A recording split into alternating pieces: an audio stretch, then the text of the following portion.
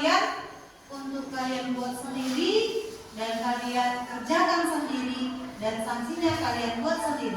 Nah, dari kesepakatan kelas itu nanti muncul keyakinan kelas yang mana semua berlaku. Keyakinan kelas yang kita buat nantinya berlaku di setiap siswa SMK Negeri 1 Lumut ini. Tetapi itu kita berangkat dari kelas ini dulu. Paham kan? Nah, baik sebelum kita buat kesepakatan kelas, kita SDG dulu. Ya, oke. Silakan berdiri dulu. Ya, ya. Ya. Kalau ada kata guru berkata, kerjakan. Tapi kalau tidak ada kata guru berkata, tidak usah kamu kerjakan. Guru berkata hadap kanan. Guru berkata hadap kiri. Guru berkata hadap kiri. Hadap kanan. Guru berkata hadap kanan. Guru berkata silakan duduk. Dalam waktu belajar butuh yang namanya fokus ya, fokus. Jadi semangat. Dengan kamu fokus berarti kamu sudah semangat menerima pembelajaran. Baik, kita akan buat kesepakatan kelas kita. Ini saya sudah sediakan ini. Di sini kamu tulis nama, ya, tulis nama, kemudian kesepakatan, kemudian konsekuensi. Paham kan? Paham. Oke, saya bagi ini. Ada yang tulis ya?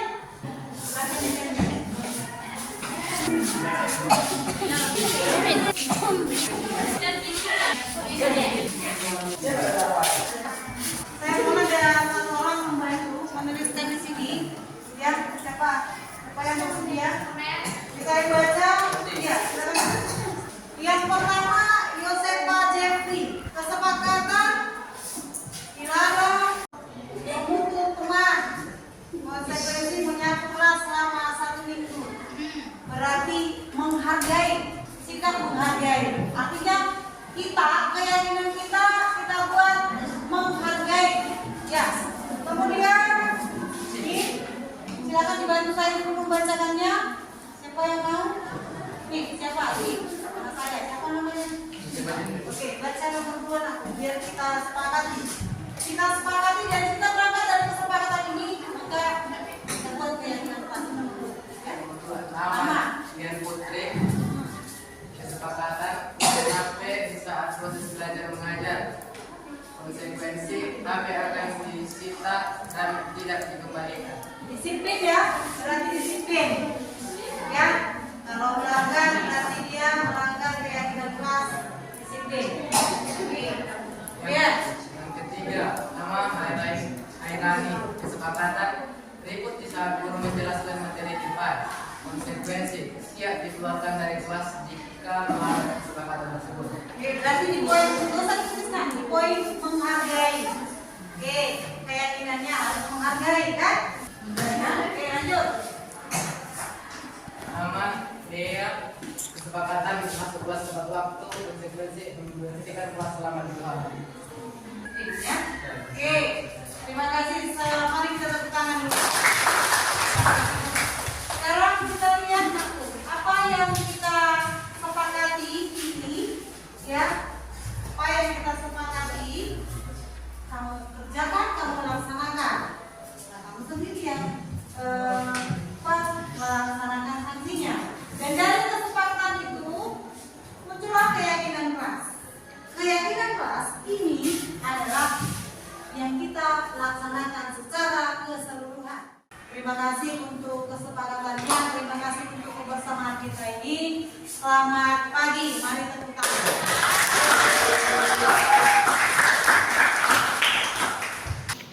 Selamat pagi dan salam sejahtera bagi kita semua. Selamat datang kami ucapkan kepada Bapak Kepala Sekolah SMK Negeri 1 Lumut, Bapak Dr. Agus Sumarmo MSI, beserta dengan Bapak Ibu Guru di acara diseminasi praktik baik budaya positif dengan narasumber Ibu Saripah Nadia SPI dan Ibu Irmayati Negora. Bapak Ibu, ada pun susunan acara kita pada hari ini. Yang pertama, kata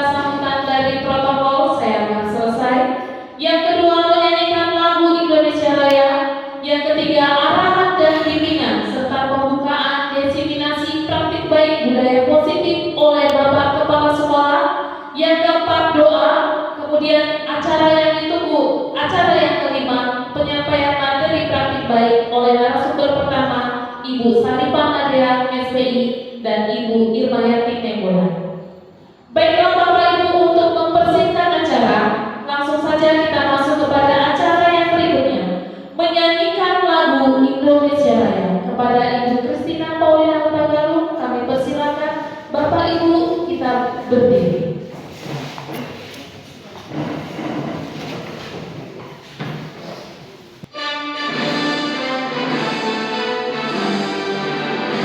Indonesia tanah airku, tanah tumpah darahku. Di sanalah aku berdiri dari menunggu.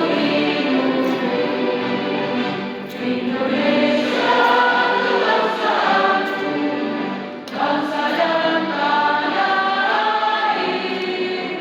Mari kami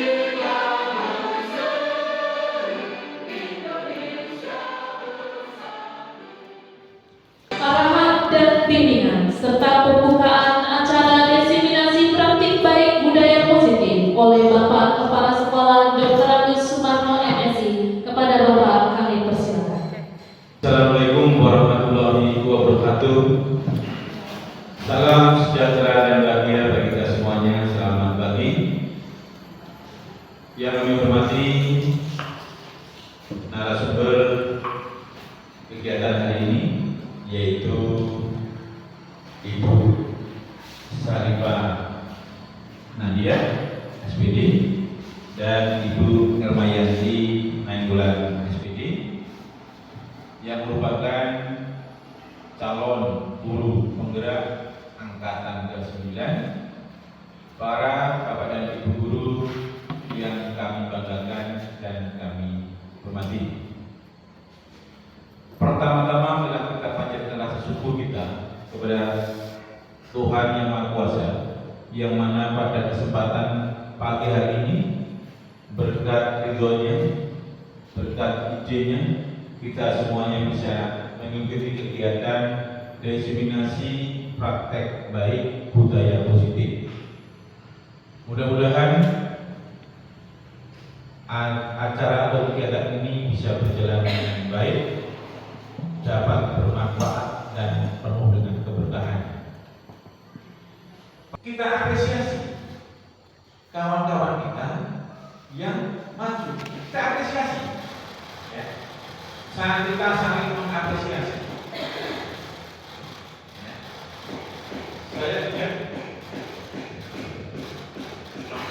kata-kata atau nasihat dari Bapak Menteri Pendidikan dan Kebudayaan ketika zaman Pak SBY, yaitu hanyalah orang yang berprestasi lah yang mau mengapresiasi orang yang berprestasi, karena dia tahu betapa susahnya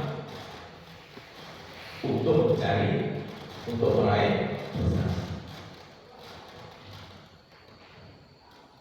Saya ucapkan terima kasih kepada rekan-rekan guru yang tergabung dalam program guru penggerak, baik itu menjadi pengajar praktek maupun dalam program calon guru penggerak, karena ini harus dia akan mengadakan perubahan. Hidup itu adalah perubahan. Jadi kalau kita tidak ada perubahan, niscaya kita akan tetap tinggal saja. Sementara dunia berubah, dunia mati. Mungkin harapan saya, para bapak ibu, mari kita ikuti dengan bersama diseminasi praktek baik budaya positif yang nanti akan disampaikan oleh Bu Irma dan Ibu Saripah. Yang kedua, ya, selalu kita dukung, saling mendukung antar kita, antar kawan-kawan guru, ya, saling share. Sharing is caring. Berbagi itu adalah peduli. Ya. Berbagi itu tandanya peduli. Jadi kalau ada yang positif-positif yang ada pada diri kita, silahkan untuk di sharing, dibagi. Ya. Kalau berbagi berarti tandanya kita ini peduli. Berarti kita ini adalah saling berempati, kita adalah saling memerlukan. Mungkin itu yang bisa saya sampaikan dengan mengharapkan itu dari Allah Subhanahu wa taala. Dengan bacaan Bismillahirrahmanirrahim, maka kegiatan diseminasi praktek baik budaya positif CGP dengan narasumber Ibu Fatmawati Nainggolan dan Ibu Syarifah Nadia resmi saya buka. Assalamualaikum warahmatullahi wabarakatuh. Kita beri tepuk tangan sekali lagi yang meriah Bapak Ibu. Baiklah Bapak Ibu, acara yang berikutnya adalah doa. Kepada Pak Hendra Saputra kami persilakan. Assalamualaikum warahmatullahi wabarakatuh. Untuk menghadiri acara pada pagi hari ini, mari kita berdoa menurut agama dan kepercayaan kita masing-masing. Doa saya Allah dan sama. Alhamdulillah, Bismillahirrahmanirrahim. Alhamdulillahirabbil alamin. Wassalatu wassalamu ala asyrofil anbiya'i wal mursalin. Terima kasih kepada Bapak Hendra Saputra. Baiklah Bapak Ibu, kita masuk kepada acara yang kita tunggu-tunggu. Bapak Ibu, kita beri tepuk tangan sekali lagi yang meriah. Baiklah Bapak Ibu, kita masuk kepada acara yang berikutnya. Ini dari seorang narasumber yang cantik yang Bapak Ibu bisa lihat. Narasumber yang kedua kita kali ini yang bernama Ibu Irmawati Nainggolan SPD. Yang Ibu Nainggolan SPD adalah pengampu mata pelajaran matematika. Nah, jadi bagi Ibu Irmawati Nainggolan akan menyampaikan diseminasi praktik baik budaya positif. Mari kita simak narasumber yang kedua. Kita sambut dengan meriah Ibu Irmawati Nainggolan. Beri tepuk tangan Bapak Ibu. Kepada Ibu Irma kami persilakan. Selamat pagi Bapak Ibu. Selamat pagi. Selamat pagi menjelang siang. Terima kasih kepada Bapak Ibu guru hebat yang sudah hadir meringankan langkahnya untuk kegiatan menyebarkan pemahaman dan penerapan budaya positif oleh saya. Bapak Ibu, sebelum kita lanjut, kita SBY dulu. Mohon izin kepada Bapak Ibu untuk mengangkat tangan kanannya dengan menunjuk seperti ini. Kemudian mengangkat tangan kirinya dengan membuka seperti ini. Tujuannya adalah untuk menyeimbangkan otak kiri dan otak kanan. Ketika saya bilang 1, 2, 3, mohon izin.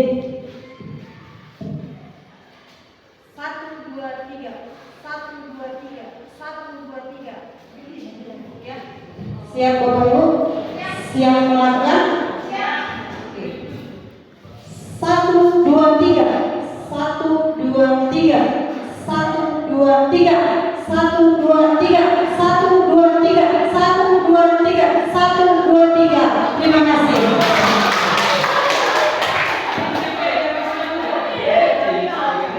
Oke, terima kasih. Iya, untuk menyeimbangkan otak kiri dan otak kanan. Kita lanjutkan.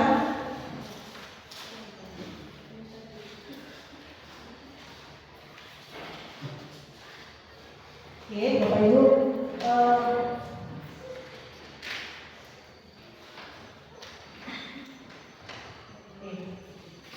hari ini saya berdiri di sini bukan untuk mengajari Bapak Ibu guru, tetapi mencoba untuk berbagi atas apa yang sudah saya peroleh selama mengikuti calon guru penggerak pada 2 bulan terakhir belakangan ini. Nah, Bapak Ibu, saya mencoba untuk menyebarkan pemahaman saya dan penerapan budaya positif oleh saya sendiri. Perkenalkan dulu, saya adalah Irmawati Nainggolan, CGP Angkatan ke-9, guru SMK Negeri 1 Luwuk dari Tapanuli Tengah, BPDB Provinsi Sumatera Utara.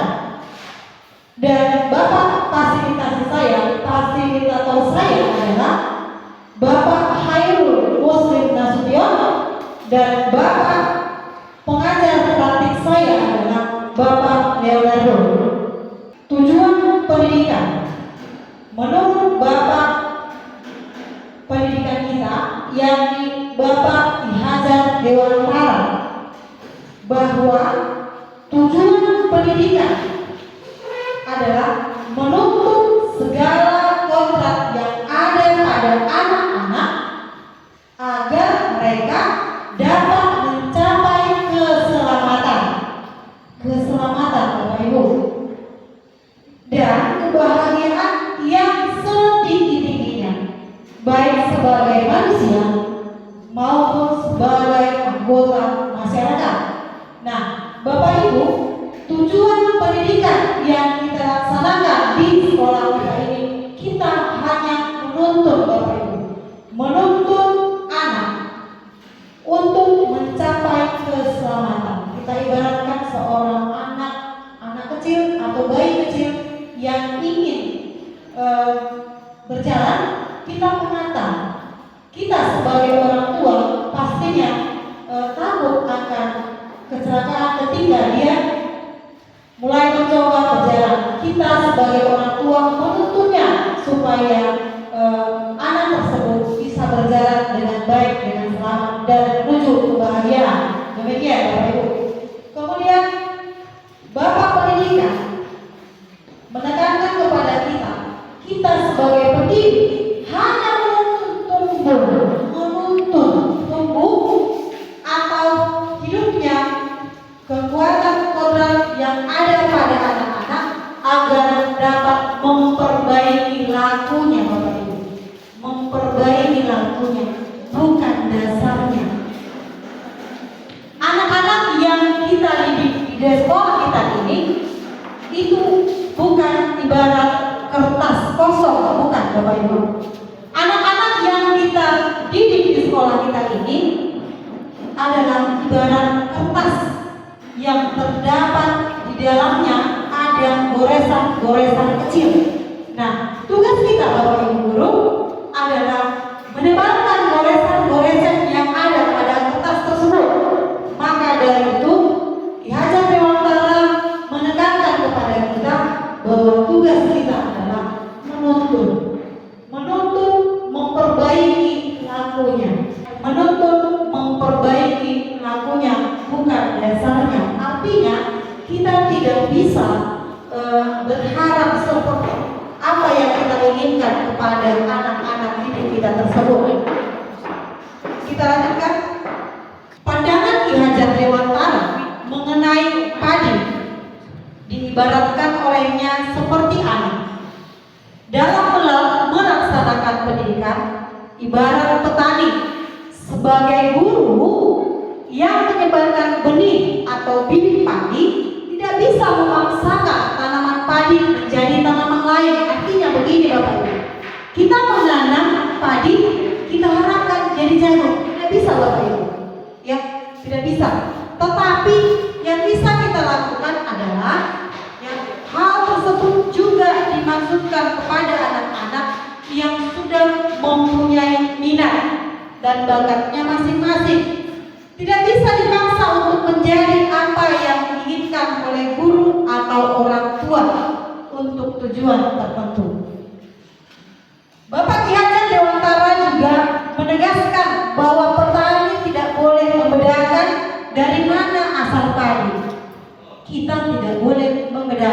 dari mana asal peserta didik kita tersebut. Nah, kemudian kita tidak bisa membedakan pupuknya. Misalnya pupuk yang ini, yang seperti ini, misalnya anak yang seperti ini perlakuannya diistimewakan, begitu kira-kira. Kemudian karena minat anak begitu beragam dan berbeda, namun mempunyai hak yang sama. Mereka mempunyai hak yang sama ke sekolah kita ini, Bapak Ibu. Kemudian mereka berkembang menjadi anak yang cerdas atas kemauannya sendiri. Lalu ini saya ambil dari konten tayang di Kompasian atau dengan judul Pandangan Dihajar dengan Tata Filosofi pada Anak-anak dalam Pendidikan. Sekarang kita lanjut ke budaya positif. Budaya positif di sekolah yaitu nilai dan kebiasaan di sekolah. Saya lagi, nilai dan kebiasaan di sekolah yang berpihak pada murid, harus berpihak pada murid agar mereka dapat berkembang. Kita harus berpihak kepada murid supaya mereka berkembang menjadi pribadi yang kritis, penuh hormat, dan bertanggung jawab sesuai dengan profil pelajar Pancasila. Sementara konsep inti budaya positif diantaranya yang harus kita pahami, Bapak Ibu. Yang pertama, perubahan paradigma belajar, disiplin positif, kebutuhan dasar manusia, motivasi perilaku manusia, nilai-nilai kebajikan, keyakinan kelas, posisi kontrol, dan yang terakhir segitiga restitusi. Yang pertama adalah perubahan paradigma belajar. Dalam membangun budaya positif, sekolah kita, Bapak Ibu guru, dapat menyediakan lingkungan yang positif, aman, dan nyaman agar siswa mampu berpikir, kemudian setelah berpikir bertindak, dan menciptakan dengan merdeka, mandiri, dan bertanggung jawab. Disiplin sangat berkaitan dengan kontrol guru terhadap siswa. Disiplin berkaitan dengan kontrol yang kita lakukan. Sebagaimana biasanya, Bapak Ibu. Kita ambil ilustrasinya dulu. Saya mau mohon izin kepada Pak Hendra dan kepada Pak Ruston, mohon izin untuk maju ke depan untuk kita lakukan ilustrasi berikut ini. Iya, Pak Hendra dan Pak Ruston. Izin, Pak Hendra adalah A. Begini dia. Anda dan teman Anda melakukan kegiatan. Cobalah buka. Anda adalah A. Bapak Hendra adalah A. Tugas Bapak Hendra adalah mengepal salah satu tangan. Coba Anda bayangkan, Pak, bahwa Anda menyimpan sesuatu yang sangat berharga di dalam kepala tangan Bapak. Itu adalah sesuatu yang berharga sekali. Kemudian Bapak Ruston adalah rekan kita, adalah mencoba dengan segala cara untuk membuka kepala tangan Pak Hendra, meminta, membujuk, caranya terserah, boleh membujuk, menghardik, mengintimidasi, memarahi, menggoda, mengkritik, bahkan menawari Anda uang agar Anda bersedia membuka kepala tangan Anda. Coba silakan Bapak.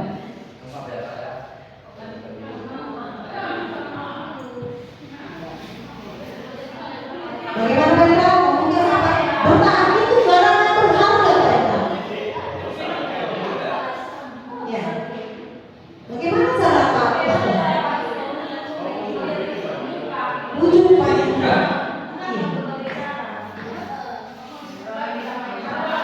Terserah Pak. Membujuk, menghargai,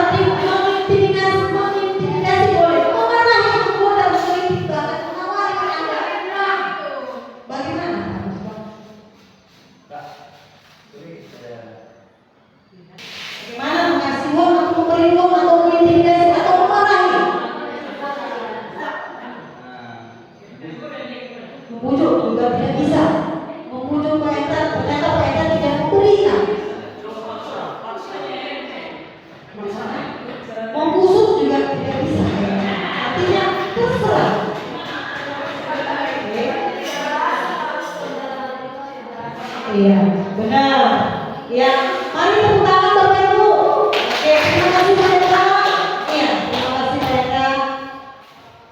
Baik, dari ilustrasi berikut yang saya pahami dalam itu, kalau kita tarik ke dalam peserta didik kita, Pak Hendra adalah peserta didik kita ya. Peserta didik memiliki potensi, Bapak Ibu, potensi. Nah, guru adalah Pak Ustaz. Tugas kita menghadir, memujuk, bahkan mengintimidasi. Ya, kuncinya ada pada murid. Apakah murid membuka diri untuk kita ajari, kita didik, itu kuncinya. Bagaimana tugas Bapak Ibu guru, begitu kira-kira. Ya, nah kita lanjutkan. Miskonsepsi tentang teori kontrol. Kita beranggapan bahwa kita sebagai guru bisa mengontrol murid. Kita merasa demikian. Kemudian kita merasa bahwa kritik membuat rasa bersalah, menguatkan karakter peserta didik. Ternyata tidak, Bapak Ibu. Lalu ilusi bahwa semua penguatan positif, efektif dan bermanfaat itu menurut kita bermanfaat bagi mereka, tidak, Bapak Ibu. Nah, yang terakhir, ilusi bahwa orang dewasa berhak memaksa. Gitu. Kita tidak bisa beranggapan bahwa kita tidak bisa memaksa orang lain dengan sesuka hati kita.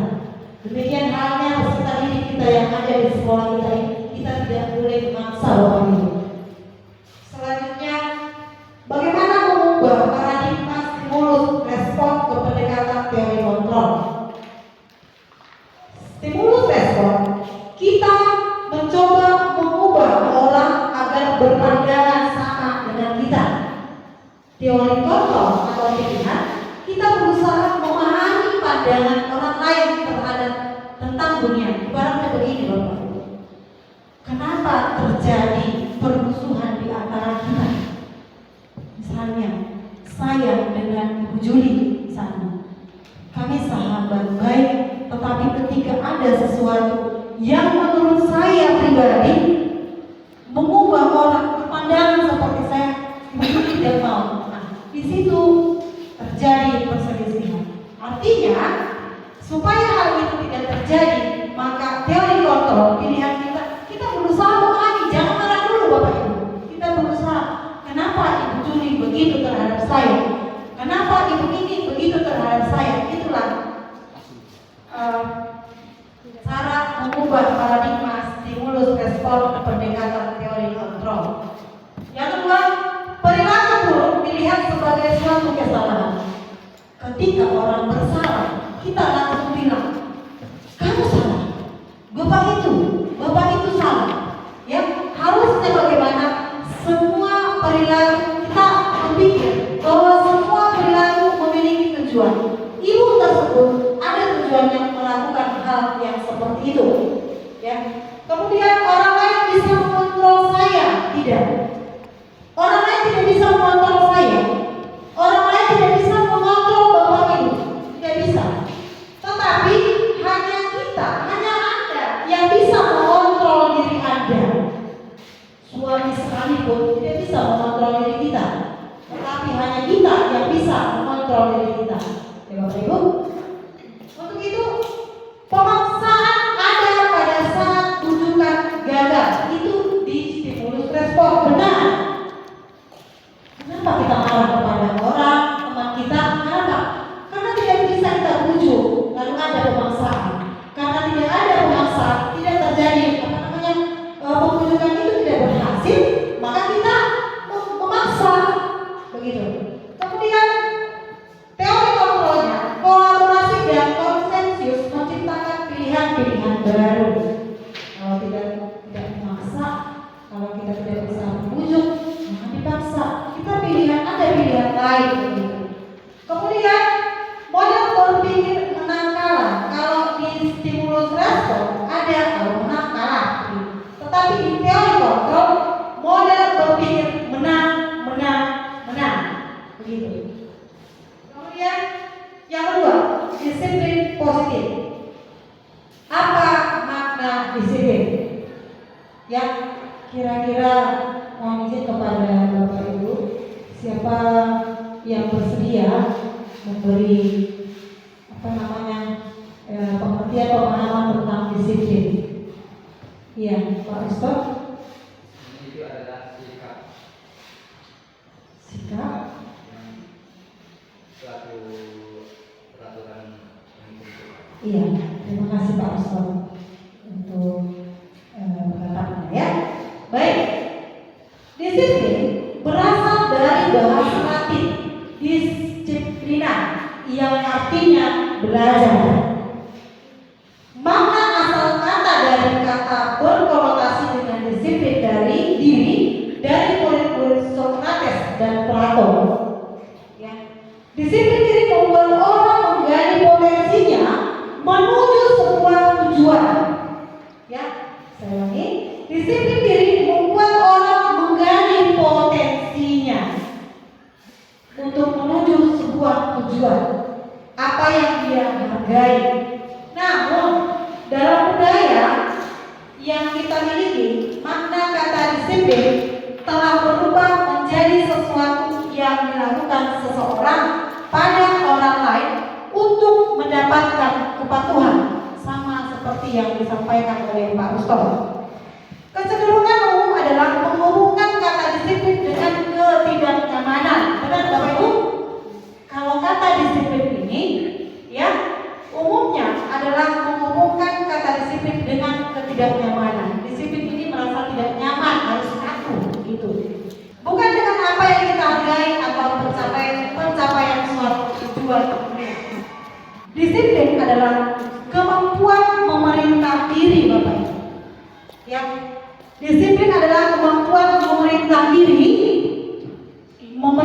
sendiri dalam mengontrol dan menguasai diri untuk memilih tindakan yang mengacu pada nilai-nilai yang kita hargai dengan penuh tanggung jawab tanpa terperintah orang lain.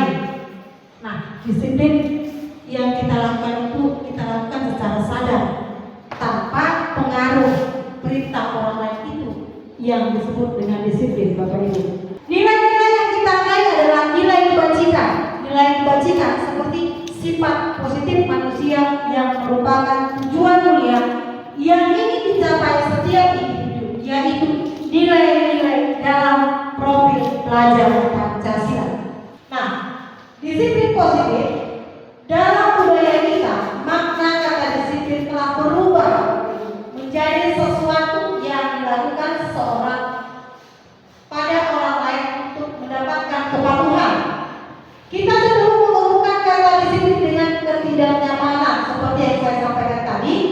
Sekarang merupakan salah satu pendekatan disiplin yang ini sudah berubah, Bapak Ibu. Merupakan salah satu pendekatan disiplin diri yang memampukan seseorang untuk mengontrol perilakunya dalam kesadaran dan bertanggung jawab atas tindakannya sebagai wujud menghormati diri sendiri. Berarti kalau menghormati diri sendiri berarti itu adalah disiplin dan orang lain.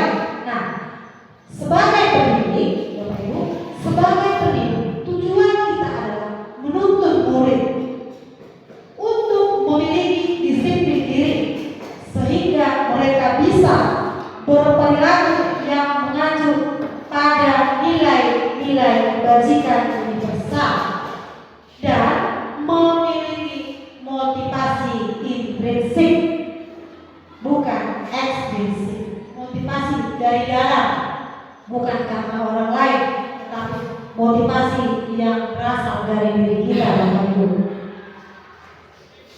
Kemudian nilai-nilai kebajikan universal. Apa itu? Nilai-nilai kebajikan adalah sifat-sifat positif manusia yang merupakan tujuan mulia yang dicapai setiap individu. Nilai yang disepakati bersama lintas bahasa, suku bangsa, agama maupun latar belakang. Contoh, profil pelajar Pancasila. Nilai kebajikannya yaitu yang pertama beriman dan bertakwa kepada Tuhan Yang Maha Esa dan berakhlak mulia. Yang kedua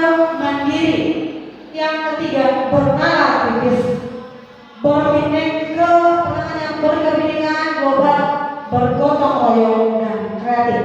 Kebutuhan dasar manusia, ya, realitas atau kebutuhan setiap orang berbeda. Kita yang ada di ruangan ini kebutuhan kita berbeda-beda. Ya, Bapak Ibu, kita harus berusaha memahami pandangan orang lain tentang dunia. Setiap orang memiliki gambaran yang berbeda. Ini dia. Kebutuhan cinta kasih. Kita sebagai manusia perlu akan cinta kasih, terima. Penguasaan artinya pengakuan, kemudian kesenangan, kebebasan dan sifat. Kebutuhan dasar manusia adalah segala sesuatu yang kita lakukan untuk mendapatkan apa yang kita inginkan. Itu dia. Kebutuhan dasar manusia adalah segala sesuatu yang kita lakukan untuk mendapatkan apa yang kita inginkan. Seluruh tindakan yang kita lakukan memiliki tujuan. Benar Bapak Ibu? Kita berada di sini itu adalah ada tujuan kita. Dan sesuatu usaha terbaik yang kita lakukan adalah dalam rangka agar kebutuhan dasar kita terpenuhi dengan baik. Nih, saya akan kasus ini. Kita lihat apakah kebutuhan yang diperoleh, yang diinginkan seseorang ya di dia kasusnya. Ibu Irma adalah guru matematika SMK Negeri 1 saya sendiri. Sedang bingung menghadapi salah satu murid di kelas 11 TBS M1, Bapak Ibu, bernama Onesimus, yang sering sekali tidak mengerjakan tugas matematika ketika diberi oleh Ibu Irma. Jika Anda menghadapi situasi seperti itu, apakah yang Anda lakukan? Menurut Anda, kira-kira alasan Onesimus melakukan hal itu terkait dengan kebutuhan dasar manusia? Bapak Ibu, ini dia gambarannya. Ini adalah yang Onesimus. Ini bukan saya suruh berdiri Bapak Ibu. Saya mempraktekkan bagaimana menerapkan materi matriks yang mereka sendiri yang melakukan mana kolom, mana kolom, mana garis. Bukan dari saya hukum ini Bapak Ibu. Ini saya buat untuk mempraktekkan supaya mereka dapat menerapkan dalam kehidupan sehari-harinya. Dalam konteks ini, penerapan disiplin positif, Ibu Irma sebaiknya mencari tahu alasan Onesimus melakukan tindakan tersebut agar mengetahui kebutuhan yang mana yang belum terpenuhi oleh Onesimus. Yang pertama Bapak Ibu, Onesimus tidak mengerti akan apa yang diajarkan oleh Ibu Irma seputar kebutuhan. Ya. Kemudian Onesimus berharap agar Ibu Irma memperhatikannya. Ya, cinta, love belonging ya, butuh perhatian dia.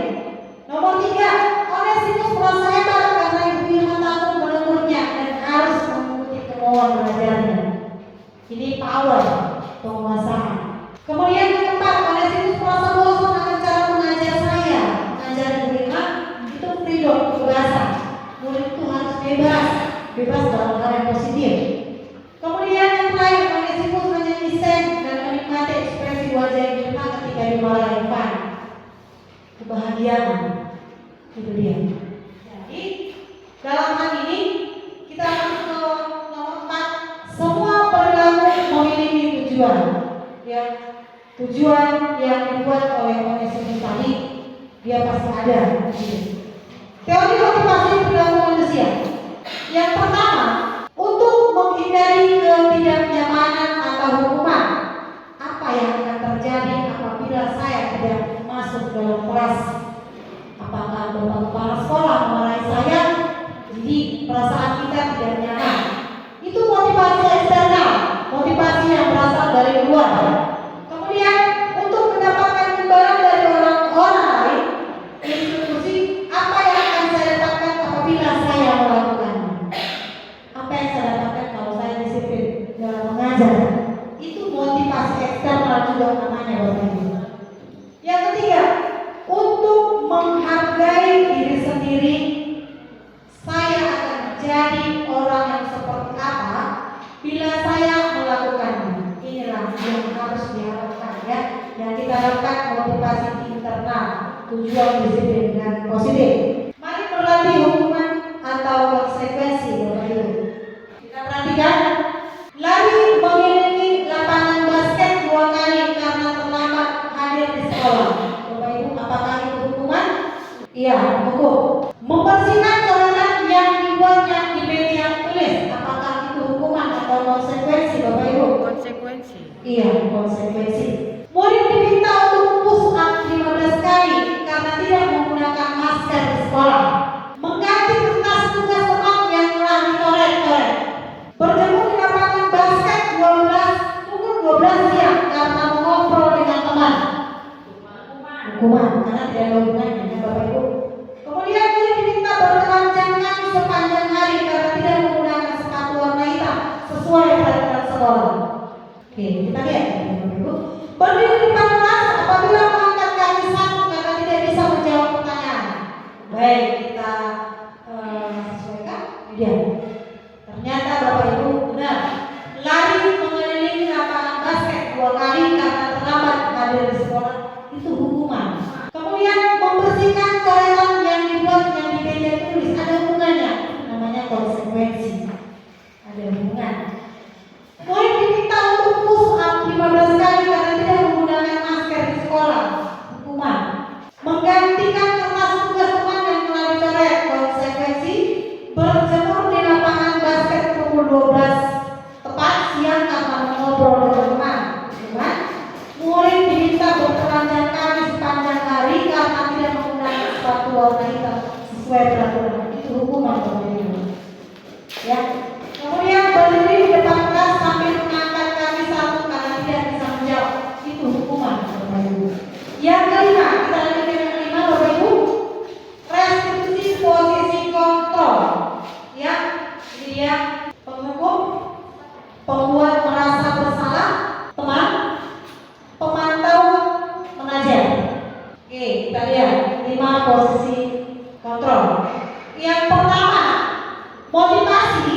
Guru berbuat, penghukum menghardik, yang diperbuat guru menghardik, menunjuk-nunjuk, kemudian menyindir, itu penghukum.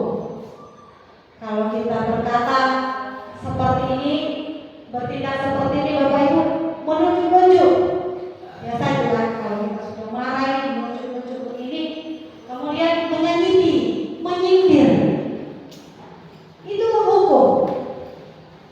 Kemudian kalau misalnya kita membuat orang merasa bersalah, berceramah dan mengatakan seharusnya kamu begini, nah itu seharusnya ibu kecewa, bapak kecewa, itu membuat orang merasa bersalah. Kalau posisi teman, guru berbuat seperti ini, membuat alasan-alasan untuk muridnya. Kemudian pemantau itu dan mengukur. Sudah berapa kali kamu terlambat? Nah, itu posisi kita pemantau. Dan mengajukan pertanyaan-pertanyaan. Ya, posisi yang kelima adalah manajer, mengajukan pertanyaan-pertanyaan. Kemudian guru berkata, kalau guru berkata demikian, kalau kamu tidak melakukannya, awas ya, rasakan nanti. Kalau kamu tidak melakukan kerjaan ini, kalau kamu tidak mencatat, awas ya, itu menghukum. Kemudian membuat orang merasa bersalah, kamu seharusnya sudah tahu, ibu keras sekali mengatakan, ibu stres kalau kamu begitu. Itu membuat merasa bersalah. Ya, sementara posisi teman, ayolah lakukan dengan ibu. Masa kamu tidak mau? Ingat, tidak pernah membantu. Ingat, ibu terus membantu kamu. Kira-kira begitu. Kemudian pemantau, apa peraturannya? Sama persis dengan yang terjadi di sekolah kita ini kadang-kadang mungkin tahun-tahun yang lalu. Ya, apa peraturan kita? Kamu kenapa bisa begitu? Ternyata ibu itu pemantau. Sementara di manajer, apa yang kita yakini, apa yang bisa kau kerjakan untuk memperbaiki masalah ini. Begitu kalau misalnya posisi manajer.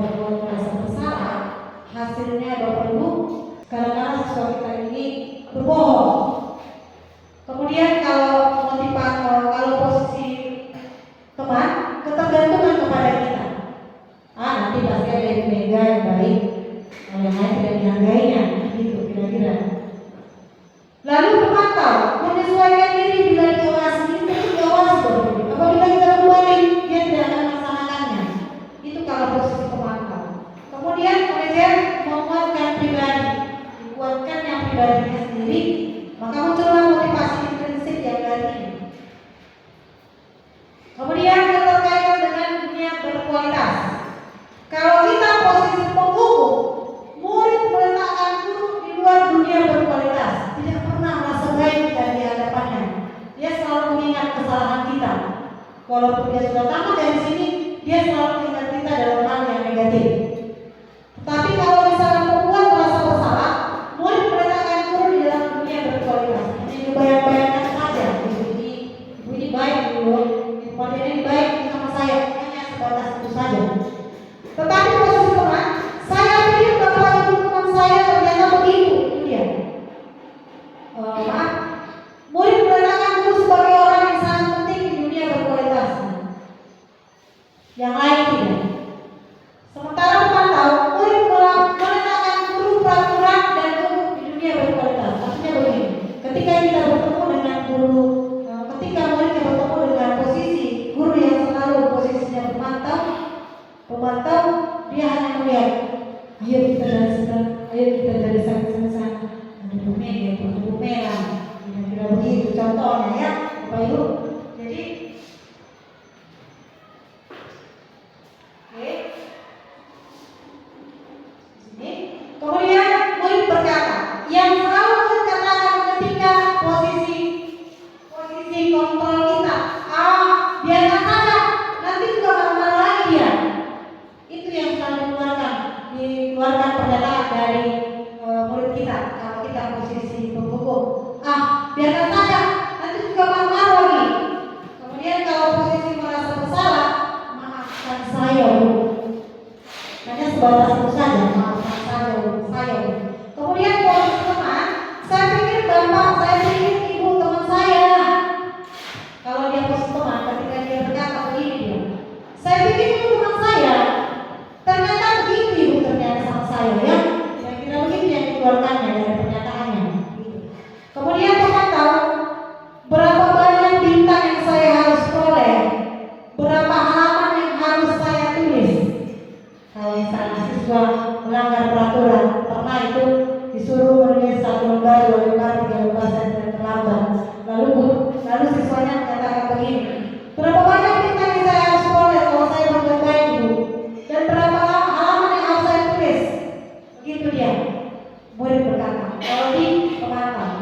Kemudian kemudian bagaimana caranya saya bisa memperbaiki keadaan ini? Muncullah motivasi intrinsik.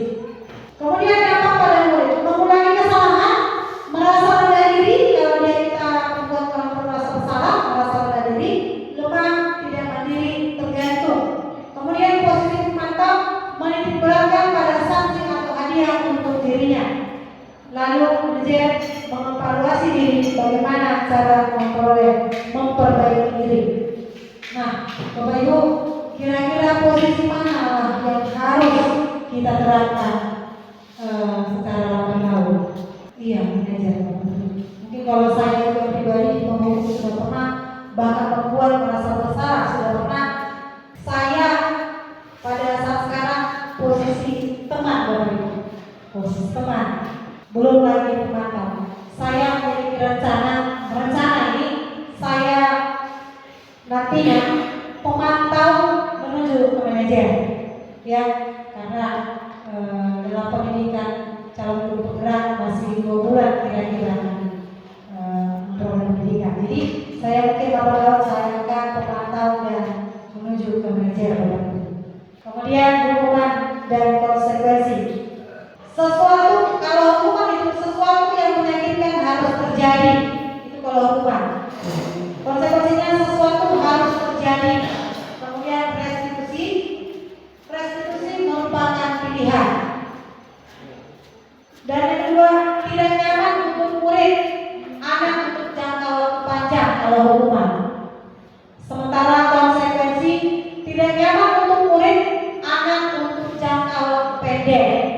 Dan restitusi menguatkan untuk murid dalam jangka waktu panjang kalau dia restitusi.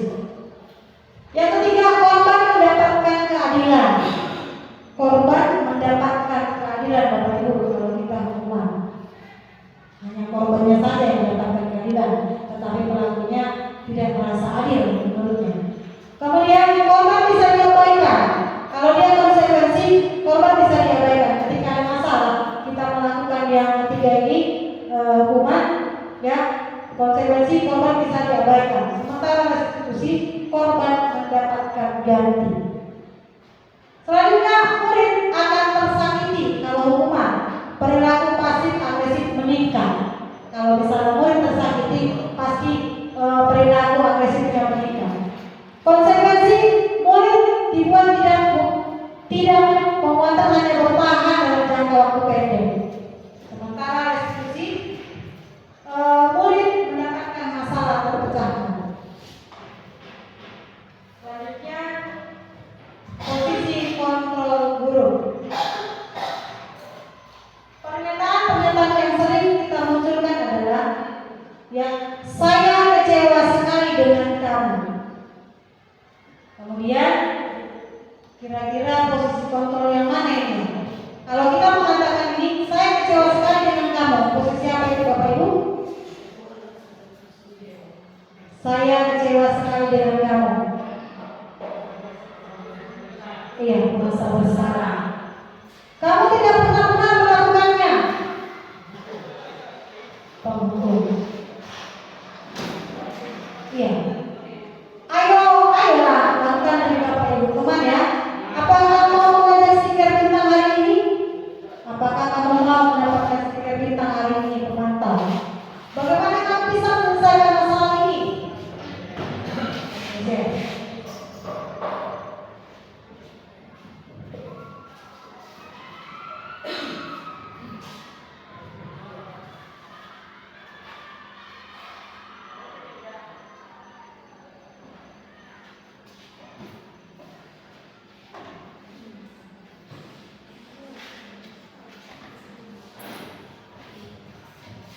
Teruskan.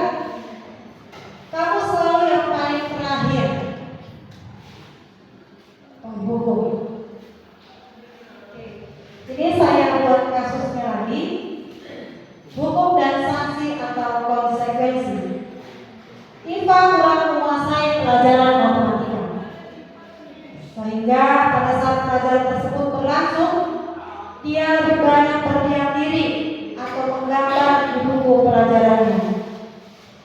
Pada saat guru matematikanya, Pak Seno, menanyakan pertanyaan IPA menjadi gugup dan tak sengaja menjatuhkan tasnya dari kursi, serta tiba-tiba menjadi gagap pada saat berupaya menjawab. Seluruh kelas pun tertawa melihat perilaku IPA yang bicara tergagap dan terkejut tersebut. Pak Seno pada saat itu membiarkan teman-teman IPA menertawakan IPA yang tergagap dan malu luar biasa, dan malah meminta IPA untuk maju ke depan dan berdiri di depan kelas sambil menunjuk hidungnya karena tidak bisa menjawab pertanyaan Pak Seno. Kelas semakin gaduh dan anak-anak pun tertawa melihat IPA di depan kelas mengejar ujung hidungnya. Itu kasusnya Bapak Ibu.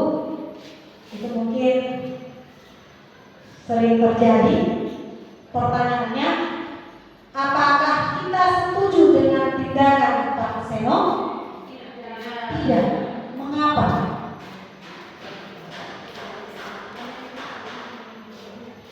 Ya, mematahkan semangat, ya, mematahkan semangat anak-anak. Malu ya. Iya. Hukum itu mempermalukan ya, mempermalukan ya. Kemudian menurut kita tindakan Pak Seno terhadap IPA adalah sebuah hukuman atau konsekuensi. Hukuman. Ya. Kenapa? Karena membuat atau menciptakan rasa ketidaknyamanan kepada IPA. Kasus yang pertama untuk ini itu tadi kasus pengantarnya ini. Pada hari Senin, Pak Alfi tidak masuk sekolah. Pak Alfi merupakan guru matematika. Saat itu Bu Rina menggantikan Pak Alfi. Bu Rina baru 1 tahun jadi guru SMP di SMP. Beberapa guru perempuan tidak datang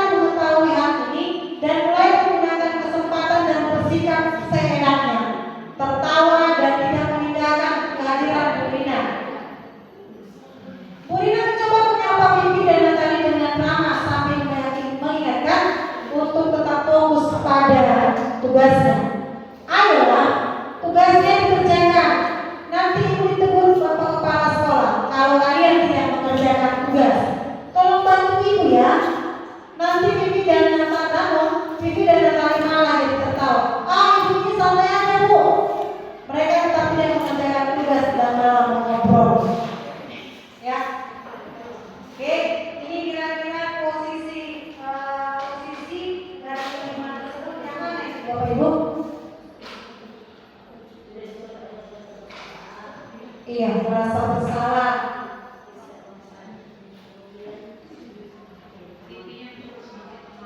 Ya, sebagai teman ya.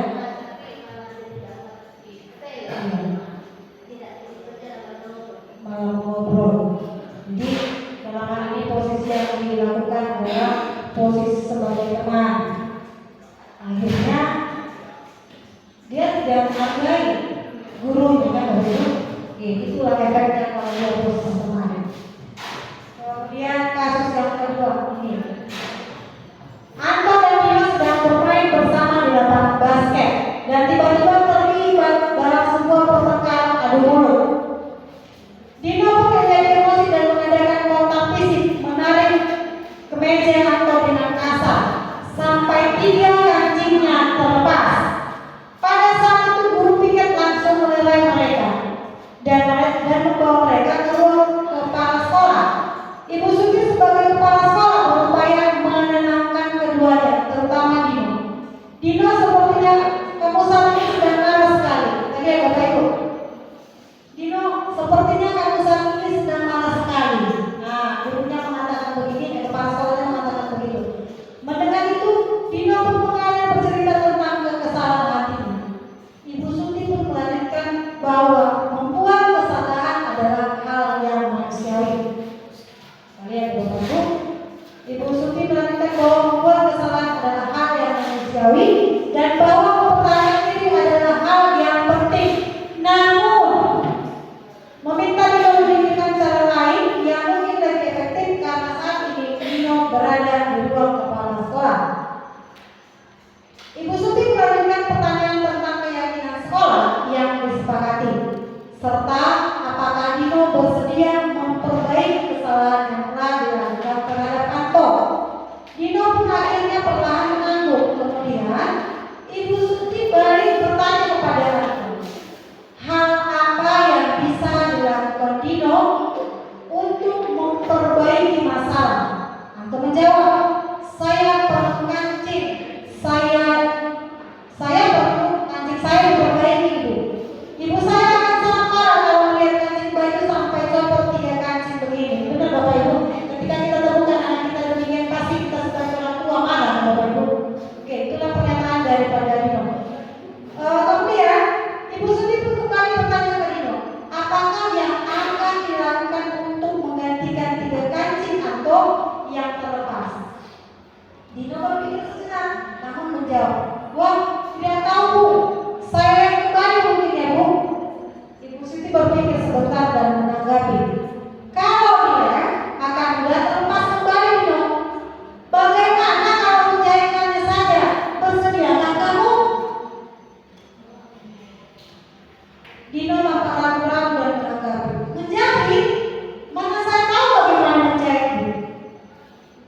Ibu Suti meneruskan, apakah kamu bersedia belajar menjahit? Dino berpikir sejenak, memandang ke meja Anto dan menanggapi, yang mengajari saya siapa Bu? Dengan cepat Ibu Suti menjawab, Pak Irfan, guru tata busana. Dino kembali diam sejenak, memandang ke meja Anto yang tanpa kancing. Akhirnya Dino mengangguk tanda menyetujui dan sepanjang siang itu Dino belajar menjahit dan memperbaiki kemeja Anto. Terakhir kali terlihat kedua anak laki-laki Dino tersebut dan Anto pada jam pulang sekolah. Mereka sudah bersama dengan bersandar ulang baru. Pertanyaannya Bapak Ibu, dalam kasus ini posisi mana yang tampak? Manajer. Nah, posisi membuat pertanyaan, tidak langsung memarahi Bapak Ibu. Yang untuk posisi manajer dalam hal ini dari kedua kasus tersebut berarti posisi teman kurang efektif, posisi manajer itulah yang efektif. Kita lanjut. Ini keyakinan kelas yang keenam. Keyakinan kelas adalah nilai-nilai kebajikan atau prinsip-prinsip universal yang disepakati bersama secara universal lepas dari perbedaan agama, suku, negara, dan bahasa. Menurut dosen, suatu keyakinan akan lebih memotivasi seseorang dari dalam prinsip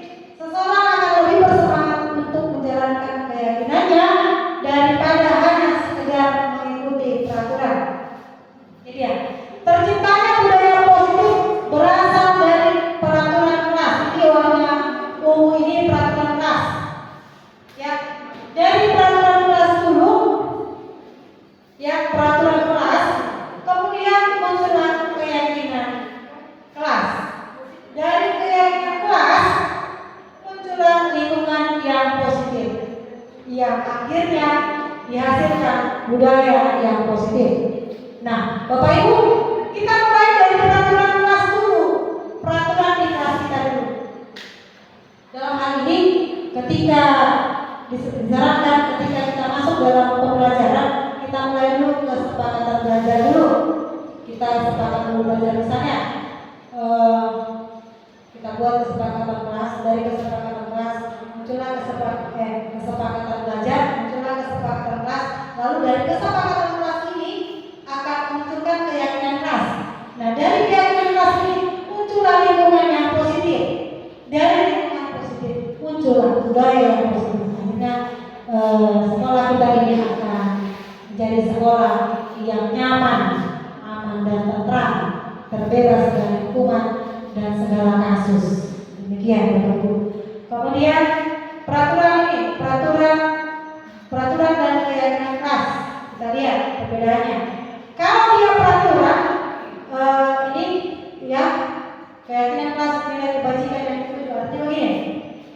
Selalu kembalikan buku ke tempatnya, berarti keyakinan kelasnya tanggung jawab. Dilarang mengganggu orang lain, menghormati orang lain dan diri sendiri. Itu nilai kebajikannya. Hadir di sekolah 15 menit sebelum pembelajaran dimulai, menghormati orang lain, komitmen pada tujuan. Lalu dilarang melakukan kekerasan. Ya, kebajikan yang dituju keselamatan dan menghormati orang lain. Dilarang menggunakan narkoba untuk kesehatan. Nanti kalau misalnya ketika murid-murid kita bertanya, Bu, kenapa memang dilarang menggunakan narkoba? Itu sebenarnya untuk kesehatannya untuk kita. Kemudian perhatian untuk atau menunduk giliran, menghormati orang lain dan kesabaran. Yang terakhir, gunakan masker, kesehatan dan keselamatan. Nah, bagaimana membantu keyakinan kelas? Keyakinan kelas bersifat lebih abstrak daripada peraturan yang lebih rinci dan konkret. Keyakinan kelas berupa pernyataan universal. Pernyataan keyakinan kelas dibuat dalam bentuk positif. Dan selanjutnya keyakinan kelas yang tidak terlalu banyak. Keyakinan kelas tidak terlalu banyak Bapak Ibu, sehingga mudah diingat dan dipahami. Keyakinan kelas sebaiknya sesuai sesuatu yang dapat diterapkan di lingkungan tersebut. Keyakinan kelas harus bisa diterapkan di lingkungan tersebut.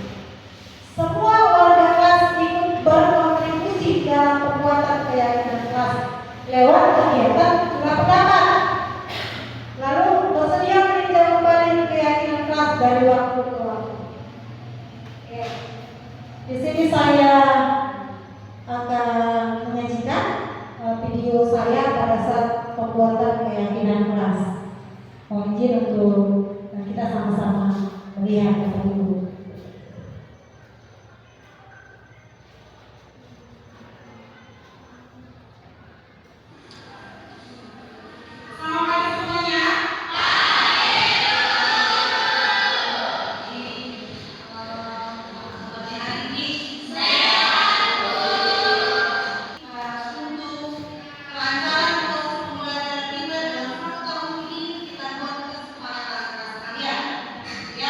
Yang nanti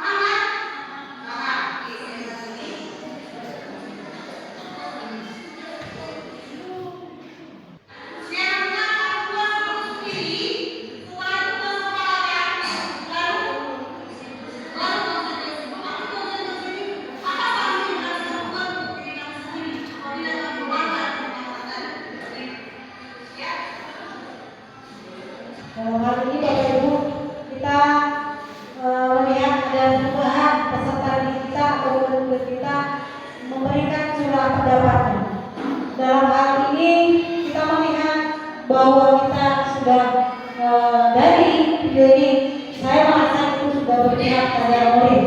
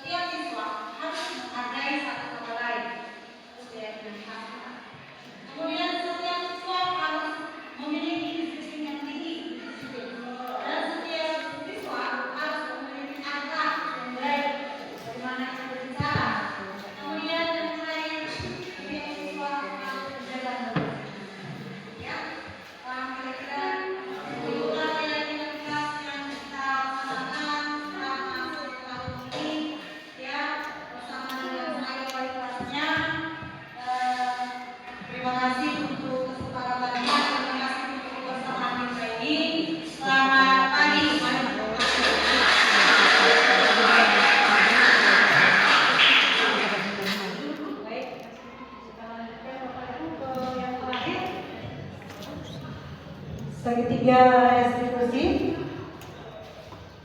Ya, apa itu segitiga restitusi? Proses menciptakan kondisi bagi murid untuk memperbaiki kesalahan mereka, sehingga mereka bisa kembali pada kelompok mereka dengan karakter yang kuat. Melalui restitusi, guru dapat membantu murid menjadi lebih baik, memiliki tujuan, disiplin positif, serta memulihkan dirinya setelah berbuat salah.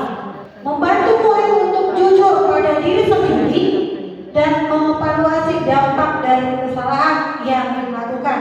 Memberikan penawaran, bukan paksaan. Nah, ini dia segitiga restitusi. Yang pertama,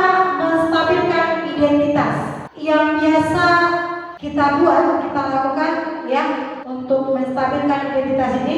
Yang sering kita munculkan kata-katanya adalah setiap orang pasti pernah melakukan kesalahan. Kamu bukan satu-satunya yang pernah melakukan ini. Lalu untuk validasi tindakan yang salah, kamu tentunya punya alasan mengapa melakukan hal itu. Adakah cara yang lebih efektif untuk mendapatkan apa yang kamu butuhkan? Kemudian berdasarkan keyakinan kelas apa yang telah kita sepakati, dikaitkan dengan keyakinan kelas tadi. Kemudian kamu ingin menjadi seorang orang seperti apa? Tahapan segitiga restitusi. Yang pertama, menstabilkan identitas. Ya, berbuat salah itu tidak apa-apa. Tidak ada manusia yang sempurna. Saya juga pernah melakukan kesalahan seperti itu. Kita bisa menyelesaikan ini. Bapak Ibu tidak tertarik mencari siapa yang salah, tapi Bapak ingin mencari solusi dari permasalahan ini. Kamu berhak merasa begitu. Itulah kata-kata yang semestinya kita sampaikan ketika melakukan tahapan segitiga restitusi. Kemudian validasi tindakan yang salah. Kamu pasti punya alasan mengapa melakukan hal itu. Kamu patut bangga pada dirimu sendiri karena kamu telah melindungi sesuatu yang penting buatmu. Yang ketiga, segitiga restitusi yang ketiga yang sering kita sampaikan menanyakan keyakinan seperti ini, Bapak Ibu.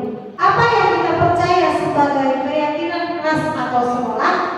Apa nilai-nilai umum yang telah kita sepakati? Apa bayangan kita tentang kelas yang ideal? Kamu mau jadi orang yang seperti apa? Demikian, Bapak Ibu. Pada tahap ini saya coba mengangkat sebuah kasus atau dua kasus ya. Yang pertama ini dia Ibu. Pada tahap ini saya akan melaksanakan praktek segitiga restitusi terhadap 2 murid yang melanggar keyakinan sekolah dan keyakinan kelas. Kasus yang pertama untuk keyakinan sekolah. Pada hari Sabtu, Isapan tidak mengikuti kegiatan pramuka yang merupakan ekstrakurikuler wajib di sekolah. Isapan pun tidak memberikan keterangan kepada pembina tentang ketidakhadirannya. Pada hari Senin, Isapan dipanggil oleh saya, Ibu Malegolan, sebagai wali kelas untuk dimintai keterangan. Seperti ini kira-kira penerapan segitiga restitusi yang saya buat, Bapak Ibu, untuk keyakinan sekolah.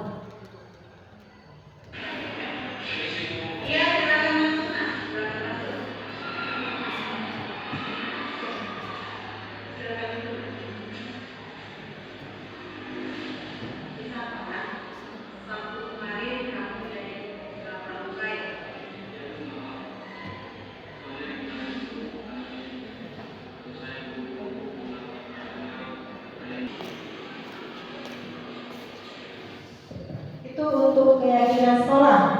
Lalu yang kedua, saya angkat kasusnya Rabu siang, Ibu Irma Nainggolan tidak bisa mengajar pelajaran matematika di kelas 15 angka 1 karena harus mengikuti diskusi visi dan prakarsa perubahan sekolah dengan CGP lainnya yang dipandu oleh pengajar praktik, kepala sekolah, dengan sejawat beserta siswa ikut di dalamnya. Bu Irma Nainggolan pun memberikan tugas kepada siswa kelas 12 angka 1 agar kelas tidak kosong. Namun, Ernita tidak mengerjakan tugas tersebut. Ia malah tiduran di meja dan akhirnya justru tidur sesungguhnya. Akhirnya saat mengumpulkan tugas, Ernita tidak mengumpulkan. Keesokan harinya saat mengoreksi tugas, Bu Irma Nainggolan menemukan 1 orang yang tidak mengerjakan tugas, yakni Ernita. Padahal berdasarkan buku presensi, hari itu Ernita masuk sekolah. Saat istirahat, Irma pun memanggil Ernita untuk klarifikasi. Mari Bapak Ibu kita simak video yang saya buat.